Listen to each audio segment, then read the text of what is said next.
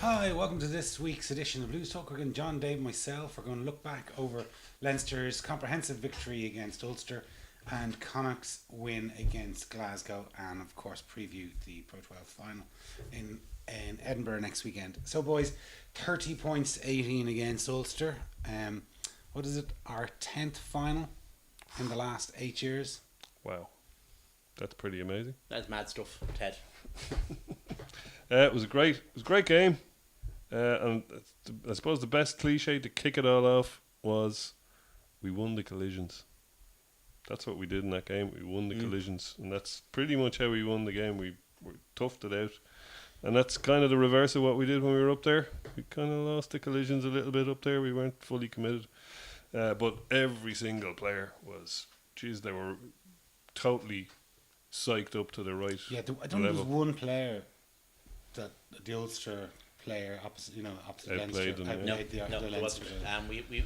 Henderson was pretty good. He was Yeah, he good. was, He was absolutely. good, but He'd be the one. he didn't But dominate. he's for out it. of playing out of position, I Yeah. believe. Well, But someone arguing that he was, but at the end of the day, I mean, he was part of a back row that was wiped out of it. So that's the end of that kind of thing. well, they had their 2 7s playing 7 and 8, and they brought a knife to a gunfight. I think is what happened there. Every Leinster player, pretty much, with the possible exception of Ruddock, who certainly matched Henderson. Every Leinster player dominated his opposite number, and it was just what we wanted to see from a Leinster team. Yeah, and it's what we've been kind of crying out for a while. I mean, there have been decent performances, there have been poor performances, but there hasn't been a comprehensive performance like that one, where you look at Leinster with the ball, you look at Leinster without the ball, you look at Leinster in the scrum, in the line out, in the restarts, where everything looks sharp. But like for the first 50 minutes, they didn't touch the ball. We just barreled into them. When we got penalties, they kicked off, and Luke Fitzgerald won the resulting kick-off. Like he was fabulous. Like for his guy that's plagued with injuries. Andy Trimble's a really good player. He's a good international winger. but he was second best. Yeah, Luke's a step above that, though. That's the difference. That's why Luke gets to go on Lions tours, or has done. He's just he is a different class. And we look a better team with him in the ball. We look more dangerous. There was a stat there. You mentioned the first 15 minutes. There was a stat there come up when I was watching it back. Leinster made 4 tackles and Ulster made 60 in the first 15 minutes. Like that and they just came into it after that. They had a bit of a run at our line. I think they might have got a penalty, but it was that first 15 minutes just floored them. You see that kind of effort. Making 60 tackles, and then Ulster had to claw their way back into the game, which they did. In fairness to them, to a certain extent, but that just wiped them out. I mean, they didn't have anything in the tank, and I was kind of worried at halftime. I was kind of worried. Have Leinster kind of shot their bolt? Because they've done it a couple of times this season, got out really strong, really early, and then not had anything left. But then it kind of became apparent that it was another more familiar Leinster failing, or not failing. But Leinster just took the foot off the gas for 20 minutes and then put it back on and were able to pull away again. Yeah, and it was pretty impressive. Lovely try by Jamie Heaslip, who, he ran through brick walls, didn't he? I know they were all good, but he was particularly impressive. He was just looked physical every time he got the ball. He ran through somebody, did something. Whether he had the ball or whether he didn't, he made an impact. Every time. And I thought that Jordy Murphy had his best game. Brilliant ever game, in a blue jersey. Brilliant game. I don't think I don't know if it's a fluke or not that the first game where he reckoned in the build-up that he was actually fully fit for the first time this season. Well, he's taken a lot of abuse, possibly from us as well. Definitely from me anyway. But he's. I only found out he had an interview in the paper about a month or two, maybe 2 months ago, and I didn't realise that since the Six Nations he'd been injured until I read that. So there we are pouring. It just illustrates how people like us who are on the outside, we're giving people hassle and we don't know the full score. Like, that's going to affect how people perceive him, whether he decides to leave Leinster or whatever. Presumably they'll be affected, or they'll have make up their decision on. So he needs to sort of stand up and say, I'm not playing, I'm unfit, I'm injured. Obviously he wants to get game time. Well, maybe he is, but I mean, it's not. Leinster like to keep. All teams like to keep a hand quiet on who's injured, who's not injured. They don't like to publish injury lists, if you like. They don't like this unless it's an actual where he's gone for an operation type injury. They tend, if guys carrying a niggle, they don't want the opposition to know that because you know There's also he's an got a element of dodgy it. right knee. You're Everybody going to hit plays it. hurt all the time. Yeah. Sometimes you're more hurt than others, but sometimes you just have to get out there, and hope that your basics hold up, and just get through it because you might have you mightn't have a choice because everybody else is injured. I mean, Jody Murphy came into a situation where he had to play because Sean O'Brien was injured, Josh van der Flyer was away on international duty, and Dan Levy started one game or two games. So, I mean, he kind of had to take one for the team, and he did. Yeah. I said earlier that he was injured since the World Cup. He gundred himself against Argentina, and he hasn't been quite sometimes right. you just have to take one for the team, which he did, and that's what coaches like. That within the game, like the stuff we don't know about, the stuff we don't see. Those are the things that get players praised. Of course. Issa came out with an immortal line on the way out of the ground the other night as well. And somebody shouted at him, "Will you be all right for Saturday?" He said, "Of course I will. It's a final, isn't it?" So I like that bit of spirit, whether he will or not. I like his attitude. Nice to see. And that's the kind of thing you're talking about, I think, Dave. You know, and he's got it in spades. Yeah, always has. But I do think he hurt. When I was looking back at the game, I think he hurt the arm that he broke originally, and it was hitting Henderson. Henderson made a big break. He stripped the ball from Jack McGrath of all people. Like Jesus, and he made a break through the centre, and the one who took him down was Issa, and he fell awkwardly underneath him, and I think he rattled his bad arm. So 2 minutes later, Leinster were scoring up the end of the pitch, and then he was taken off. Like he was still on when the try was scored, and he went straight. And then the next play, The game was over. Kirshner was wasn't on. it, by 64 minutes. Say that's why he came off. Yeah, when Cronin went over, like I mean, it was 30 points to 11 at that stage. Even it was Heaslip try. I think he came off after. It was over at that stage. The momentum had shifted. The Ulster back row that was their last. That strip and run from Henderson was the last. If you look at their alignment, defensive alignment, when Ringrose swings around, when he changes direction, you see all the guys out his side just drop their heads. Yeah, because they knew it was.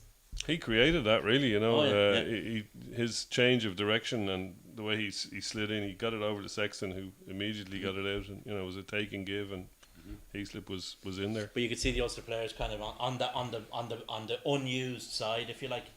They knew that the try was coming from the moment your man went round blind. So yeah, it was a very, very good performance. Ulster are a damaged team, though. I don't care what anyone says. I mean, they'll say it themselves that they're not, but they are. They've got to have, after all that. You can't not be. Abuse they've had at our hands. Yeah. You feel bad for them. Okay, I've enjoyed beating them 5 times out of whatever it was, 5 times in 6 years. But from their point of view, it's it's something they need to be looking at, and their team needs a bit of rebuilding. But they're getting that. They are rebuilding. But they're bringing in 2 world class players. I was looking at the NIQ situation. Like, I know Munster might sign somebody else with German Erasmus coming in, but like they've 3 on the books for next year. We 4. Ulster have 6, I think, and you're only allowed 5. And none of them are in important positions. I don't know why they're spending the money they're spending on the players they're spending. Well, we saw on Friday night. Ulster got wiped out of it in the front 5. How many front 5 players are they signing? Yeah, well they signed your man for another year. Yeah, exactly. Yeah. He's actually going to make them worse in the front. From what we've seen, he's a step down on. Yeah, they might get him firing. It's their only hope. Yeah, if they do a Nick Williams on him, you never know. If they do whatever they did to Nick Williams, yeah, I mean if they don't fix him, right? They're fucked. If they don't fix him, they're screwed. They're in trouble. Yeah, because Herbst isn't what I thought he was going to be when he came over. He's a good scrummager, but he's not much about the field. And if you work him out in the scrum, he stands with his feet very far back. And if you work him out, he can be got at even in the scrum. So it's not like they've got a really destructive tight head, and none of their backup options are brilliant. So Rodgers they're going to expect a lot of Rodgers. But if you look at where they've signed players, they've kept your man Ludic, who's a fine player, but he'll be IQ'd next year. He is at the end of the season, and they've got Piatau in as well. Both of them are ostensibly full backs, although both of them can play multiple positions across the back line. Obviously, they've got Pienaar. They've re-signed Van der Merwe, who I'm also not that impressed with. Franco van der Merwe. I mean, he's a good player, but he's not your man Mueller. You know, Mueller, when he was fading at the end of his career, is a better player than him. And they've also got that guy, Irish qualified guy, Brown, who played the other day. He's bloody good, considering he came from London Welsh. But again, he's good. He's a good player, not a great player. He's not. I'm not even sure how good he is. Yeah, he's good. He's decent, and he's committed. But he's never going to be on. He's never going to be an international, most likely. Well, it doesn't matter anyway. It's their problem. Of course. But the other, I mean, that's Kutsia is a guy that in a position they actually need a player. Like, they need back rowers. It's their biggest fit for till October, will he? area of need. October at the very most earliest. optimistic. More likely January, but we'll see.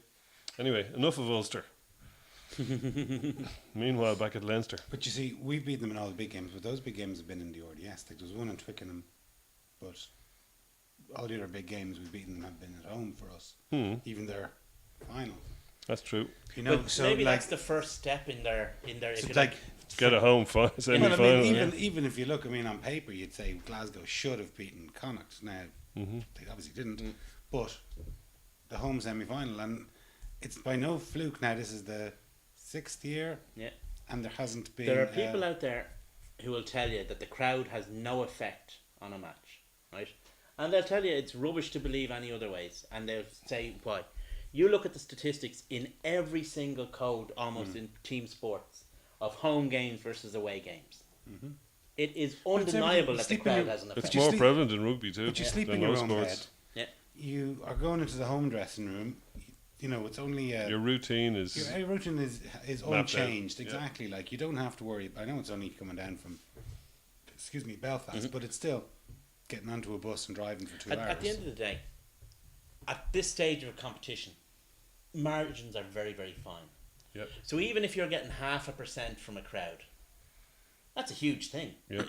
That can be the difference between, having that extra bit of breath in your lungs to make that tackle or make that try line or, reach for that ball. It's just that 0.5%. I mean, it's not very much. I'm not saying that because of us they win, but what I'm saying is we give them a little bit extra that might help them.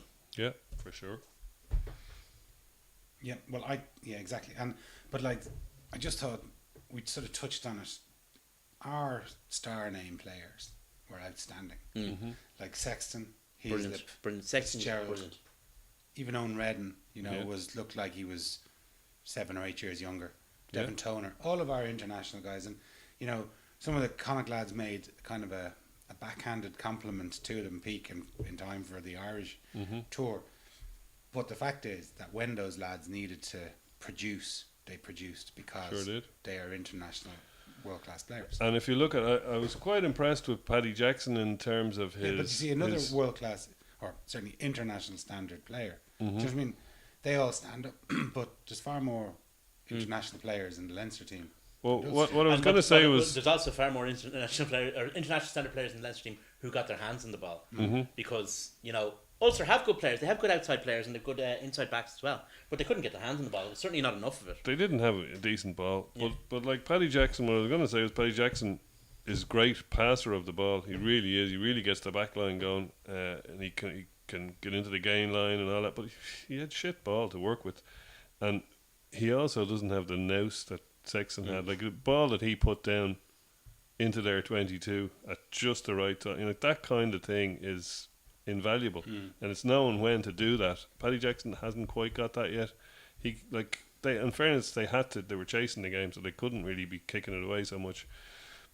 And they looked like they were coming in all directions. He has this knack with Pienaar of going blind, going open, and he seems to be there each time. I He gets the thought back line Ulster were moving. quite predictable. That's that Joe Barracat fella. I'd say he regretted saying that. Would you? I'd say his sure comments did. were shoved right back down his throat at an alarming rate. Some of the tackling, some of the Leinster defence was, you'd almost think that they were trying to make Ulster look predictable just so they could kind of say it to him. I mean, there was some hits. I think was it Jordy Murphy and Mike Ross, a double hit. Yeah. A couple of they were actually double teaming on guys with a back row and a front row on plays that they'd obviously read. They saw Yeah. a play coming up that they knew was going to happen. It was a lovely one in our 22 where Yeah. the two of them came straight out absolutely into. walloped the guy, murdered the guy. And So I think it was Henderson they hit as well. yeah, so it was showing the kind of something that Leinster were guilty of in the past until Cheika kind of got a rein on them. You have to control your mouth sometimes. Mm-hmm. You can't leave yourself saying things that leave yourself a hostage to fortune. I think Joe Paracat led himself a hostage to fortune. I think he did all right. But like he got a cheap laugh out of it, and you know he scored a point, but We scored 30 of them. But it was he won the battle perhaps, but not the war, because we got them.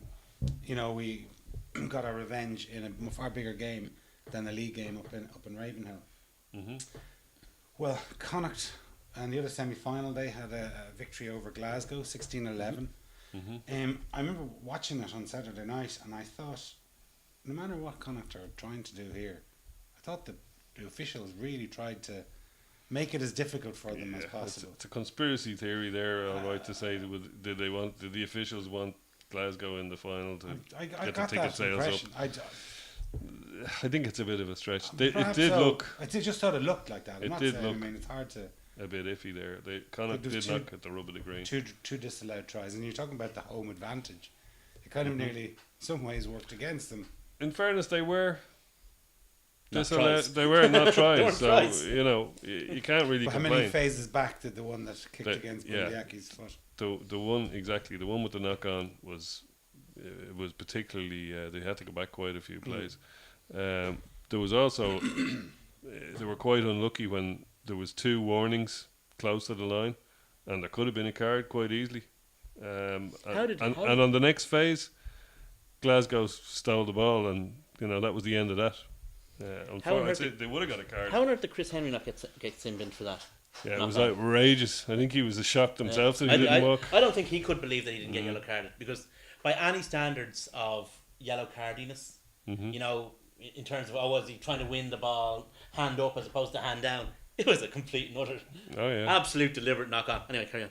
Yeah, it was a joke. I remember seeing it in real time and going, it has to be deliberate. And then when I saw it back, it looked even worse. Yeah. You know, and the guy is looking at it himself. Ian Davies was looking at the bloody thing happening.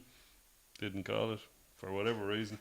But anyway, meanwhile, back at Connacht, But their green machine marches on. Like they've got some impressive victories in the last, say, since Christmas. They've beaten Munster, Cardiff, Ospreys, Yeah. Glasgow twice, and ourselves at home. they've done it all. They've beaten all. There's no questions need to be asked of them anymore. You know, they're at the big boys' table by right. You know, and we should be taking them very. I'm sure we are taking them very seriously for next Saturday. You're damn sure we're taking them seriously. Any complacency will not be a good thing. But we keep thinking they're gonna. You said it way back during the Six Nations. They're gonna come off the rails, and we. It's like people are saying it every couple of games. Oh yeah, they've done really well, but they're gonna You see, that's the difference. revert to type. To a certain extent, that's the difference between blind faith and an evidence-based approach. The evidence-based approach that Connacht would collapse because they've done it every single year.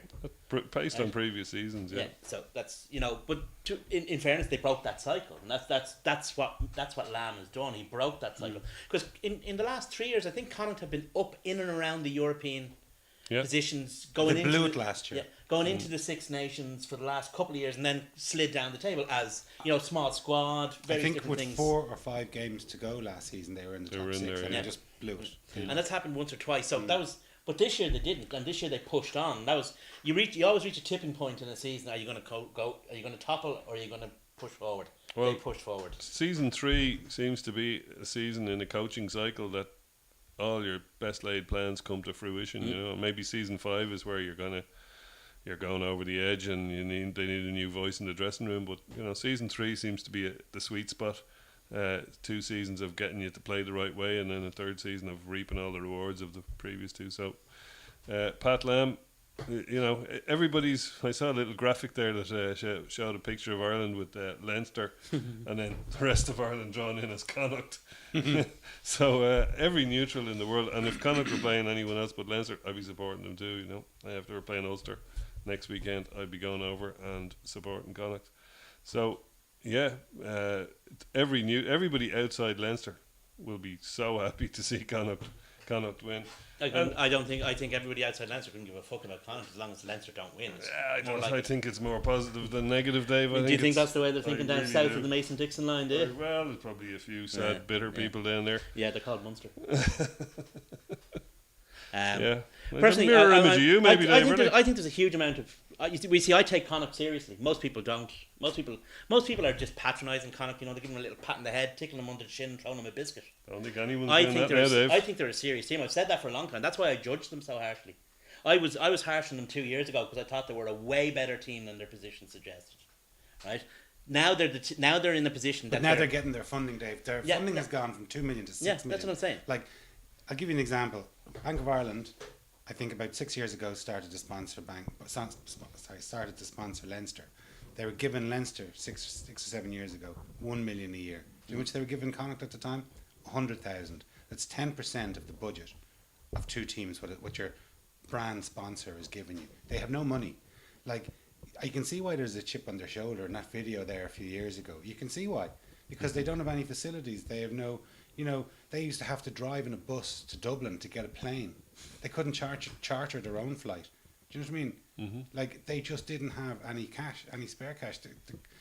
Up to, say, whatever, 12, 14 years ago, the union were going to shut them down, like going to put the guys out on the dole. Mm-hmm. So, they have come from a very dark place. And you have to first of all make allowances for where they did come from, and give them credit for being able to compete against one of the most professional organisations within world rugby, not just in Ireland. And then secondly, you've also got to give them a huge amount of credit for being able to push on from those places to get to be joint first or second in the league and get into the final this year. Yeah, you give them credit for what they've achieved. Well, would you I don't say have much time for the rest of it. I think there's a certain amount of that they luxuriated in that chip on their shoulder. You saw that film, the West a Week. No, I agree. They took the easy way out every chance they got. I think that's a bit harsh, Dave. But also, but you see, that's what irritated me because that was a good team. That's the thing that irritated me wasn't that they were a bad team. It was that they were a good team that was underperforming. We saw it in Leinster. Leinster had good teams that were chronically underperformed and took the easy way out a number of times, all through the early parts of this of the last decade, right? And I thought Connacht were a better team. Now, I'm not saying that they were as good as Leinster, as good as Munster, as good as Ulster, but they were a better team than their position in the league year after year after year. Well, I also think, though, that everybody's supporting them because people love an underdog. People love an underdog becomes good. Everybody who's supporting Leicester in the English soccer is not supporting them because they hate Manchester United. They're supporting them because they love a good. They're supporting them because they hate Spurs. They love a good Bride of Rovers. Maybe people are supporting Manchester United because they're the They underdog hate these Liverpool. days. Oh yeah, okay. But no, I just think okay, there are valid points that you make, but I think there is a huge element of look at the man from the West throw the ball around. Isn't he funny? He thinks he's people. I think there's an element of that to it. You can't deny that there is. Some of the news reporting is just like, it's like the dog wearing a dress. I mean, there is that to it. Well, I don't think I anyone is. I have an opposite view. I think Connacht are really fucking dangerous. I think they're a really good side. They're really strong where we're weak, which makes them doubly dangerous. And I think we have to take them super seriously. Otherwise, we're in serious trouble. Well, a few years ago, guys like Sexton are gonna, But a few years ago, say there. They used to raise their game when Leinster came to town because there was probably a lot of cast-off fellas that, were discarded by Leinster, whether it was academy or they got into the first team squad, but never really were able to push forward, and they moved down there. Those days have kind of changed to some degree now. That those guys probably see themselves as, for instance, it's probably seen as a safer option to go to Connacht than it might be to go to Munster. Mm-hmm. Because look at the way they're playing. There was an element. There was a time to finish that point. There was a point, maybe we say between 5 and 3 years ago, where it was considered a better option to stay in the Leinster Academy than to go to Connacht. That is no longer the case. it is now Connacht are now a very live progression pathway. Jesus, I mean, they're playing such great rugby. Yeah, Who wouldn't want to be playing there? But look, what game was it? Was it against France that there was 5 came off the pitch at the very end? Yeah. Is Scotland or France? Was it Scotland? Sorry. I think it was Scotland. The final game, wasn't it? Yeah. You go back 3-5 years ago, there was really no one within that Connacht squad that was anywhere near getting on the Leinster. Oh, there was zero. And on the Irish squad. And anyone who did was kind of encouraged to move to a bit, like Flannery moved, Birch moved, McCarthy. Anyone with ambitions said, right, I've got to get out of there if I want to. Like Gavin Duffy was probably the only one that managed to get capped while he was playing for them. Yeah, and Muldoon was capped. Muldoon should have got more caps. He was just very unfortunate. He was in a position that Ireland were very strong. He was also injured. He was also injured. I think John Muldoon was as good at, and Johnny O'Connor as well. He was in Wasps when he made his breakthrough though. When he went back. I thought John Muldoon should have got a few more caps. Maybe injury would have, but he was a player I always had a huge amount of time for. But you see, that was the thing. You're talking about really good players that they had back then. That was my point. Like that they had a good team. I'm not saying they had a great team, but they had a good team. But they had no one else, Dave. Like you scratch that, and they had no. Like you're talking about Leinster. Leinster were able to bring. First of all, they're able to go to the market and buy in. Back in the day, the Rocky Ells and CJ Van Linde. They were also then had a huge amount of kids coming through to their academy. Like they were able to supplement. Back in that time, Jamie Heaslip, Luke Fitzgerald, Rob Carney were all. After coming into the Leinster team in 06 or 07, they were Lions within 2 or 3 years. Hold on. There was no one that came through the Connacht Academy because it wasn't good enough and the quality wasn't coming through. That was anywhere near. They don't get capped for Ireland, let alone going to Lions store. They didn't have the. If someone got injured, you're talking about bringing up someone who's just one level above playing for an AIL. But I'm not saying that and that's fair enough. That's a valid point. But I'm not comparing them to Leinster or Ulster or Munster or Ospreys or I'm comparing them to Dragons. I'm saying that they could have been better than what they were. Anyway, they are now. Moving on. That's undeniable that they are better than what they were. So how do we stop them? Just to look at their game against Glasgow. Glasgow lost Finn Russell very early and lost. Who else did they lose? Prop, was it? They lost their tight head, Fagerson, wasn't it? Very early on. So they had his full name? Xander Fagerson. Xander Ragnar Fagerson. Oh, okay, yeah. Forgot about the Ragnar. I just love saying that. He's some Norse hero, is he? Yeah. But they had to bring on the equally weirdly named Darcy Ray. Glasgow weren't equipped really to counter Connacht, not just because they were on the back foot with those 2 losses. Meant poor El Darcy had to play the full 75 minutes or whatever. And they had to readjust their back line with what's his name, Weir coming on, who's off to Edinburgh next season. Yeah. But where Connacht I think are lacking is at 10. I mean they've had notable injuries at 10, so they've got Aj McGinty there, who is a fair few notches down from Sexton. Good and all player as he is, I think he's going to Sale next year. If Sexton is on top form, pinging the corners, doing the right thing at the right time, his kicking boots, but he's incredible. He's only going to Sale because they're bringing in a lad from South Africa. Remember he's NIQ. Yeah, that's the problem. Yeah. He can't stay. Yeah. But at the end of the day, I mean, that's where we're going to get them if we're going to get them. He's done well for himself, but I don't think there were too many tears shed when he left the Irish system, as it were. He's the headmaster, Mr. McGinty's son. I didn't realise. That's right. Yeah. I think his mother's American. That's why he qualified. He didn't have to do residency over there. But he's a decent player. O'Leary is a decent player. Yeah. One with a prospect. But none of them are Sexton. Carty is their best guy, I think. But as you say, none of them are. Not even Carty, fit and firing as a can hold a candle to Sexton. Now Marmion can hold a candle to Owen Redden for sure. He's on the way up. Redden is 35. Well and all as he's playing.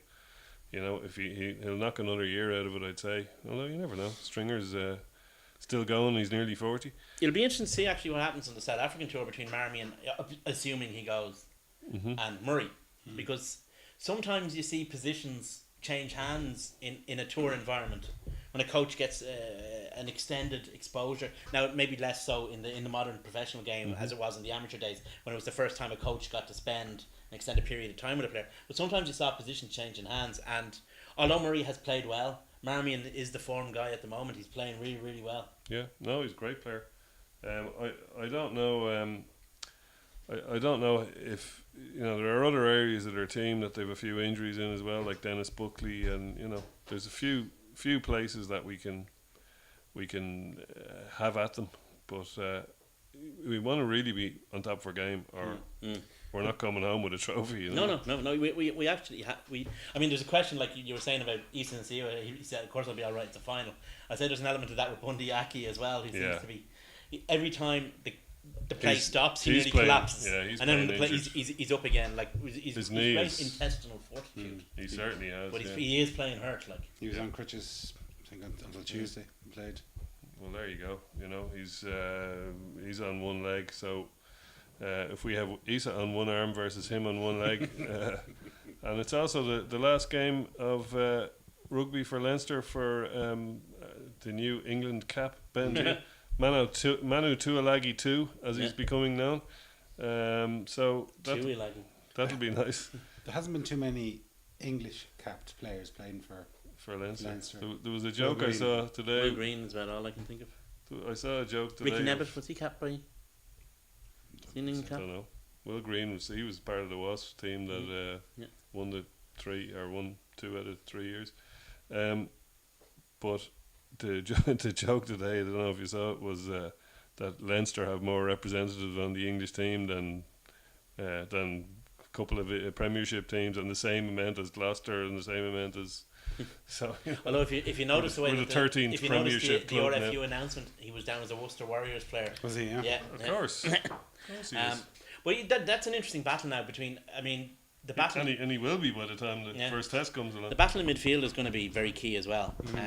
Yeah. I mean, there's a lot of really good battles. I mean, we talked about the halfbacks, front row. It's going to be huge. Front row and 10, I think we have their number. However, Bundy Aki, even on one leg, and Robbie Henshaw, that's a formidable. Yeah, that's it. You see, combination that I wouldn't be getting too confident about. Teo and Ringrose. Ringrose looks so sharp now. Jesus, I love that. You see when he made a break and he was tackled and he kind of put his hand down and he made another bounces 5 meters more. That's fabulous balance. That's exactly the thing he has. has. He's looking like a guy. Maybe he was a bit tired earlier season. He's getting a second wind because he's still a young guy. It's his first full season at senior. So as I've said loads of times this season, for a willowy 21-year-old, he can tackle as well. He really can. Okay, if a prop forward runs straight through him, that's one thing. But the guy has the technique and the bravery to haul most guys down. The guy that worries me. Everybody's going to be talking about Matt Healy, but the guy who worries about me the most is Eddie Lukun. Yeah, there's a great story about him. There's a great backstory. Oh yeah, there's great. He's got the movie script ready kind of thing. Like, he really has it all. But and there's a guy. He's improved so much. Absolutely, he's put on like 20 kilos, and he's kind of made it into Leinster Academy. Then it didn't work out for him. Then he just said, "I'm going to give this a go." He went back playing club rugby for Trinity, and he got picked up into the Connacht system. He has it all. He has the only thing he doesn't have is experience just yet. He's still a bit callow. If he picks up the experience to go with his pace, his power, his size, his eagerness to learn, which you can see on the pitch, he could be a very significant player for Ireland. And he's got pace, which we don't really have a whole load of in our backline. But you see, the thing is, he has pace, but he's not. You see some teams that bring in athletes and try and teach him how to play rugby. Yeah. This is a rugby player with pace. That's more important, I think, and I think that's important to know. He's come on so much as a rugby player because if you look back 2 seasons, his defence was a bit shonky, as you would say, and his his few areas of his game. But by Jesus, has he improved them? He's looking. I've seen him make some serious tackles in the last few weeks. He's the real thing. That's not to say now. I'd say he worries me considerably more than Matt Healy. That's not to say that Matt Healy doesn't worry me, because with ball in hand. But we saw on Friday what Gilroy is a good comparison. What the Northern Irish Matt Healy is like, and how we can target that. Yeah, if you see that. Sorry, Nasiwa. He gave Nasiwa a metre. Yeah, and he ran a mess around him like.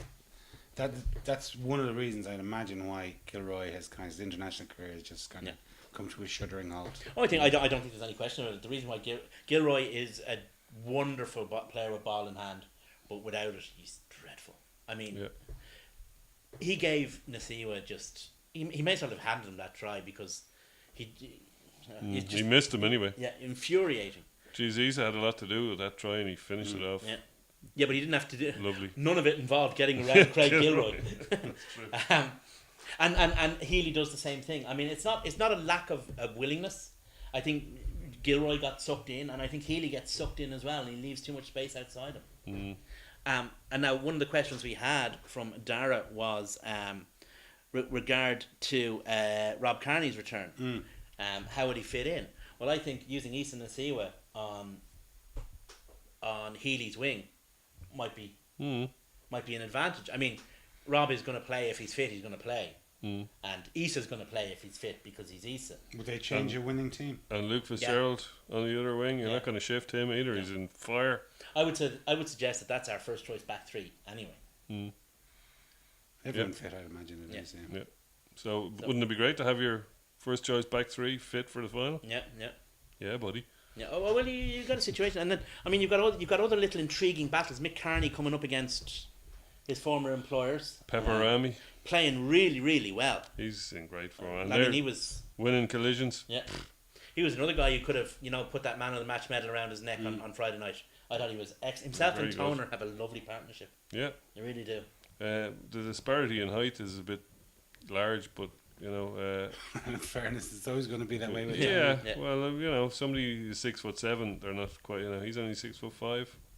And now I wouldn't say it to his face. You should be 2 inches taller, son.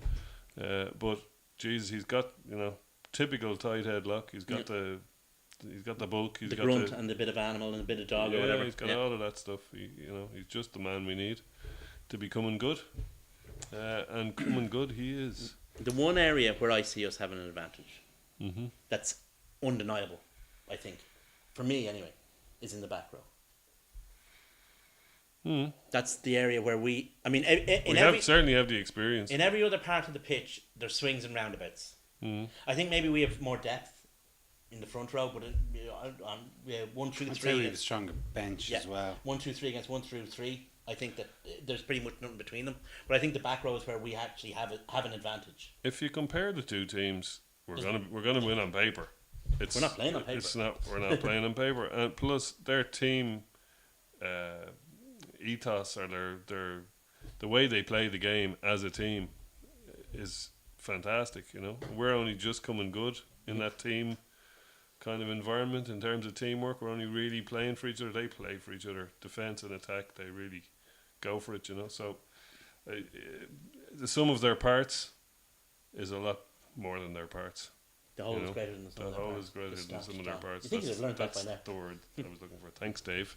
But I've been kind of, people have been saying, looking for positives about it. I mean, there are things for. I mean, we'd accept that Connacht are a really, really good team, and we put a pin on that in that. But I mean, there are positives for Leinster as well. First of all, we beat them handy enough, although in very different circumstances over Christmas in the RDS.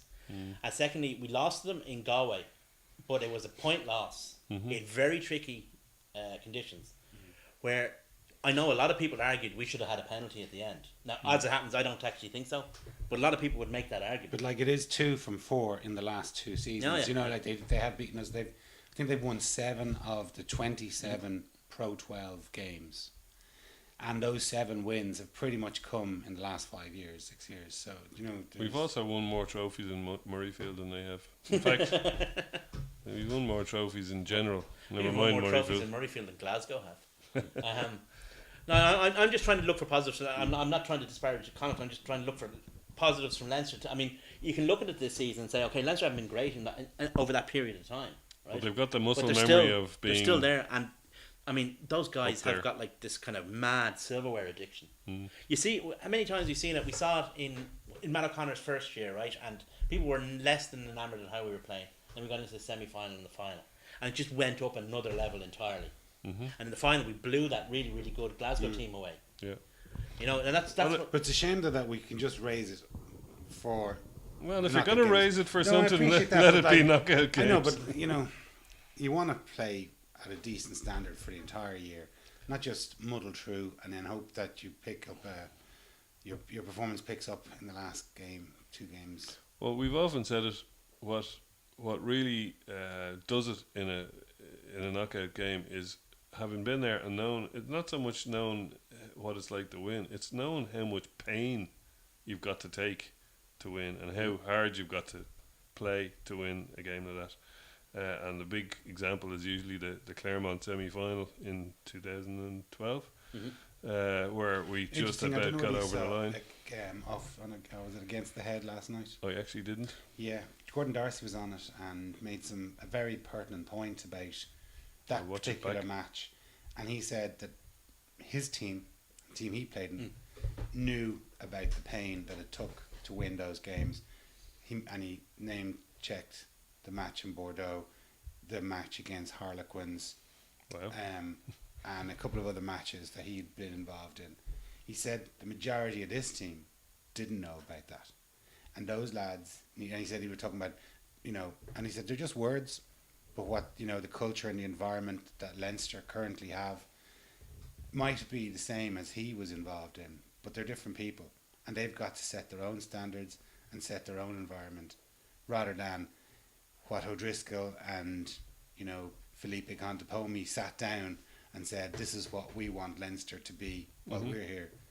They've got to change, and maybe that's what this team is starting to do now. But okay, I take that point, but hold on. Issa Nasewa, Rob Kearney, Jamie Heaslip, Reese Ruddock, Owen Redden, Johnny Sexton. I'm at 6 and I'm not even trying. I mean, there's a lot of that team that have... On the other hand, there's an awful lot of guys who don't. I mean, You won't get past 10 of I'm 50. sure it won't, and but at a 50, that's a lot. exactly it. That's a lot. Well, that's 40 other lads that haven't been there, John. True, The but point- of the even- people that will be playing, the 15 that will start... It's still Well, it's 23 that's in the match day squad. I mean, you could take a bunch of guys out of a band. You could take and replace them, and it'd still be a different band, if you know what I mean. Of course, especially the singer. Especially the singer, or the songwriter, indeed. But the thing is, that's correct, and maybe that was a problem. Maybe that was Matt O'Connor's thing, actually, in that the culture he had in the Leinster team was the culture that was defined by the previous regime, or not regime, but the previous evolution, and he was trying to keep that going, rather than trying to say, okay, chop and go with it, and say, all right, you're the guys now. You have to come up with your own identity, and maybe that's what Leo has done. He said, okay, he's gone, chop, come up with your own identity. Yeah, that's what sort of what Darcy That's was trying kind of to what I hint got. at Yeah, anyway. yeah. Was it? Yeah. Yeah. That there Thought was. it was an interesting It point. sounds like wasn't it? it's worth watching back. Yeah, well, for that bit anyway. Yeah. Actually, it was good. Himself and Eddie O'Sullivan kind of were sharing a few things that they had done to do different things. It was interesting that way. But Check that out. Lads, what do you think of? Okay, we know that we knew at the start of the season that the final was going to be in Edinburgh. Like, it was a bit of a cock up though that they picked the same weekend as the marathon was on. in the a city. lot of the discussion around this has been around. Marathon is Sunday though, on Monday. A lot of the discussion around this has been around. They shouldn't have the final in Edinburgh. It should be moved. You can't do that. No, they can't do that. The problem isn't that the final is in Edinburgh. The problem is when the final is on in It's Edinburgh. the 1 week notice is Right. the problem, yeah. The 1 week notice. It's the weekend of the marathon and the half marathon in Edinburgh. It's the bank holiday weekend. It's the final of the European Champions League, which people say, oh, what's that got an effect? That is Planes. sucking charter aircraft. Planes, Exactly. Yeah, I was going to say that. It's sucking aircraft seats out of the pool of available aircraft to They hire. still put a few on even as recently as Oh, today. yeah. No, there's aircraft going on, but if there wasn't a huge match going on in Italy, you wouldn't be able. You'd still be able to get. There'd be more seats available. Yeah. So it's the bad planning isn't the venue. The bad planning is the time. The But time. the date of it, I mean, Yeah. okay, probably there's not too many dates, but they might have said, well, look, this isn't a good weekend for you guys to host it in Edinburgh this year. Perhaps it should be in Cardiff this year. There should have been a more holistic approach in terms of when you book. It's not just a matter of booking the stadium. You have to do look at all these things. Right now, in fairness to which is something I didn't realise, the Pro 12 actually block booked a buttload of hotel rooms, and have been releasing them onto the market to people who contacted them. And when you bought tickets for the final, you were brought right. to a link to purchase hotel rooms that have been block booked at a rack rate, Right. Excellent. which I thought was a good idea. But they didn't tell enough people that they're doing this. All right. You know, I didn't know about it anyway. Yeah, no, that's the thing, you see. Luckily, I got my hotel in February. And I don't know. One of the big problems, I always think that the best city to go to watch a match in is Cardiff, because they've got the best ground and they've got the best entertainment, if you like. They've no accommodation. But that's what I was going to say. They've no accommodation. I don't know. Edinburgh, I would have The expected. best to have entertainment. they've got the Cardiff Arms Park for the fan zone. Oh, right. Yeah, but there's a big park behind yeah, beside yeah, Murrayfield as well. So they do have a van village. I just really Oh no, but I'm just saying in terms of I don't know what Edinburgh is like for room rent. I consider it's a lot better than Cardiff. Well, I looked. I went to book a hotel about maybe 2 months ago, and they were looking for about 450 quid for the Radisson for a night, and I got the Radisson in Glasgow for 180. So a bit of a difference. Jeez, we booked for I think 90 quid for the two of us. That was February. I looked in April. In February, all right. And the flights were 30 quid. So. But see, that's. I mean, it's easier for myself and Miriam's sake, because we're just two of us. We're just looking for somewhere to sleep off the alcohol, basically. Whereas you're a family guy and you're looking to do kind of a broader approach than we have. Well, I like having a massage and a swim, Dave. Well, that's it. Yeah. He's a Leinster fan after all. I swim in my own sweated off alcohol, and if I want a massage, Miriam will tell me to get lost. Well, me and Deco sleep in an old shoe, and we get enough drink in us, so we don't care. I mean, We stayed in the Contractor's Arms in High Wycombe. Even the bargain, I'll have you know. even the bargain hotels in Edinburgh, like your Ibises and your Premier Inns and stuff like that, travel lodges, they were really the prices of those rooms were really shooting up through the. Yeah. They were really hitting the algorithm, so they were in terms of their The price Balmoral, versus they were looking availability. for £1,200 when I was looking. I'd have two, please. I'll buy the hotel, mate. Yeah, so I mean, the problem is the timing, not the venue. I mean, the idea of an event venue is a great idea, I think. We but just have to It's get called used a to it. destination I wonder- final, and I have to say, it's a necessity rather than a desire. Like once they changed the bloody European final to be in between the last league match and the semi-final rather than in between the semi-final and the final, it just meant it's very hard to sell tickets in a week. You really can't. Yeah. So you have to get a bit of a critical mass of fans. Also, But it'll but build there's it up no like the Heineken Cup final eventually But after we've no other several matches. years, you know. But John, there's no other match. So they could have, like, say the Super Bowl for argument's sake.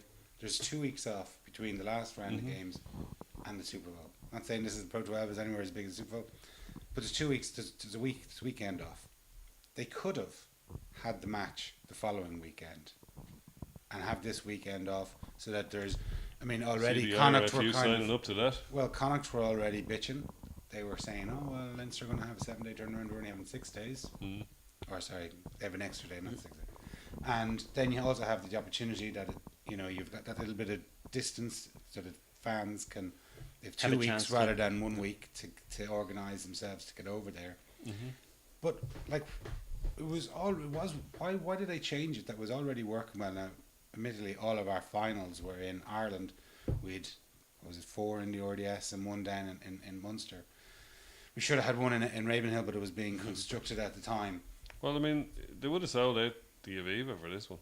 Well, there was talk there. Remember, like when Ulster But played. That's only because 2 Irish teams are in Yeah, it. but remember when they said like a couple of years ago, oh, they should move it to they should have played when Ulster played us in the final in 2013. People wanted it to be played in the Aviva, but they couldn't have played in the Aviva this weekend anyway. There's a soccer match on. Oh, yeah, of course. But there's also And Bruce Springsteen's in town as well. Yeah, well, that would have put a kibosh on a few hotel bedrooms, I would have thought. But what I'm saying is though that there was an opportunity. Why did they change something that wasn't broken when it was the winner stayed on as such, and the winner got the opportunity to host the final? Yeah, well, it does make sense in that there are 4 countries involved.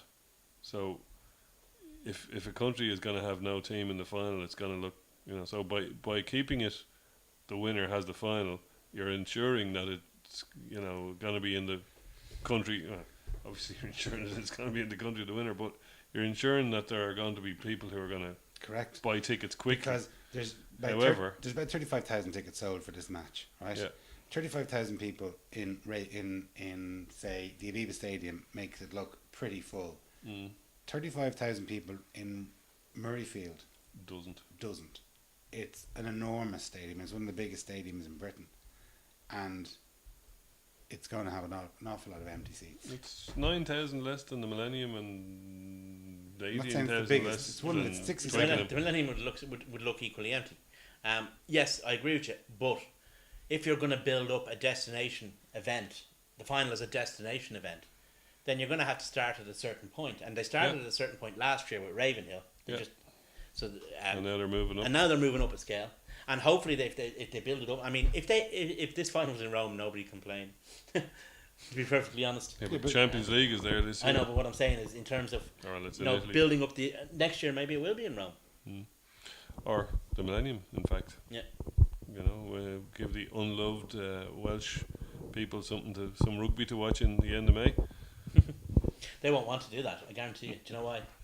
They'll want, no, seriously. The WRU won't want that final because they reckon if they don't believe there'll be a Welsh team involved, they can have an international. Yeah, like they're having this year, Yeah. actually. Yeah, aren't they? Anyway, I can see Scotland, Ireland, and Italy trading that final around for a couple of years. Wales will make the big cursory Wales 1 in every 4, 1 in every 5. But it's not big enough. It's just not. The thing isn't Yet. big enough. Well, but it's not Yet. big enough at the moment to fill an international. Like Scotland struggle to sell out Murrayfield for internationals. It's probably the one ground that you're guaranteed to get a ticket for. That there's emails flying around a day before the internationals and tickets released for the Ireland Scotland match or the Scotland New Zealand match if you're on a mailing list. Certainly, the similar situation. They even when they have the 4 teams of the 4 professional teams in Wales, there was still 15,000-20,000 empty seats in the Millennium Stadium. Sorry, about 15,000 empty seats in the Millennium Stadium when they had their Judgment Day. So the thing isn't big enough yet. So. But the thing is, it's never going to be if we don't. If you don't Stick a start to shoulder scale to it it. up. Now, maybe the jump to the Millennium Stadium or to the Murrayfield is too great, but the reality is it had no choice. Ireland, even back at the beginning of the season, We didn't bid for it. I know, because we knew the stadium wasn't going to be available. That Ireland were at that stage were virtually qualified for the European Championships. Stadium was going to be needed for pre-tournament friendlies, for warm-up games. The RFU didn't because they knew they didn't have a stadium. I mean, they could have gone with Thomond Park, but they didn't. Maybe that might have been a more logical step. Bit of a step, up. yeah. There's also a bit of resentment if they're all in Ireland because Yeah, they've well, always that's- been in Ireland yeah, that's- because that they've is always an bloody issue. won them. Yeah. You know? But the football ground in Cardiff will be more realistic, or the stadium in Swansea, rather than 79,000 seats. I have a feeling we're going to see one of those stadia used, probably Swansea. I think they're going to do a kind of a Judgment Day thing involving Irish provinces. Oh yeah, I've heard about that. Yeah, I'd go over for that. Yeah, so would I. For There's, sure. there's rumours going around, and so I think that might be the proving ground that's used for.